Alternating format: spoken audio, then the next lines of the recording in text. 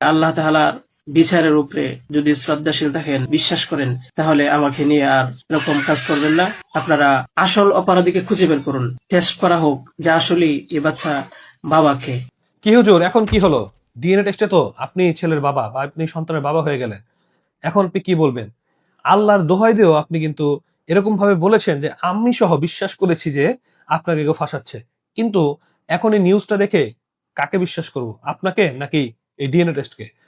এখন অনেকেই বলছেন যে আসলে ৪ মাস পরে ডিএনএ টেস্ট কেন দেওয়া হলো? ডিএনএ টেস্ট আসলে অরিজিনাল দেওয়া হয়েছে কিনা, নাকি এখানে কারচুপি করা হয়েছে? ভাই, এত ঠেকা লাগে না যে সামান্য এই হুজুরের জন্য ডিএনএ টেস্টকে মানে চেঞ্জ করা হবে। এবং ৪ মাস পরে দেওয়া হয়েছে কারণ বাচ্চা হয়েছে, বাচ্চা হওয়ার পর ডিএনএ টেস্ট করা হয়েছে, এজন্য দেরি হয়েছে। বিষয়টা একদমই সহজ। মানে একবার চিন্তা করে দেখুন আপনারা কতটা মানে আপনাদের প্রতি মানে কি বলবো যারা উনার পক্ষে কথা বলছেন। একবার ওই মেয়েটার কথা চিন্তা করুন তো, মেয়েটার বয়স ১১ বছর। মেয়ের বাপ-মা সেপারেশন, মানে একদম এতিমের মতো মেয়েটা। মেয়েটা তার দাদি না নানির কাছে বড় হয়েছে। এই মেয়েটাকে সে প্রেগন্যান্ট করে ফেলছে।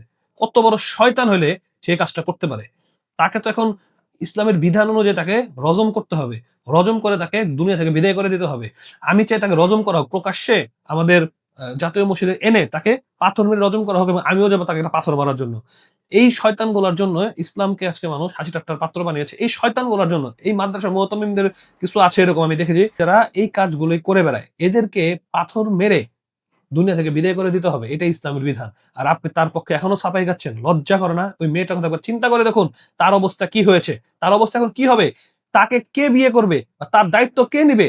এটা একবার চিন্তা করেছেন? এই শয়তান তার নিজের লালসা মিটাইছে, নিজের নিজের আকাঙ্ক্ষা মিটাইছে বাচ্চাটার উপরে। তাহলে আপনারা এখন এই ফাজিলের সাফাই গাচ্ছেন, তার পক্ষে কথা বলছেন।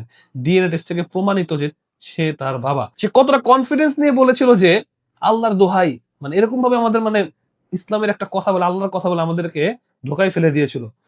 মানে আমিও বিশ্বাস করে ফেলছিলাম। আল্লাহ মাফ করুক।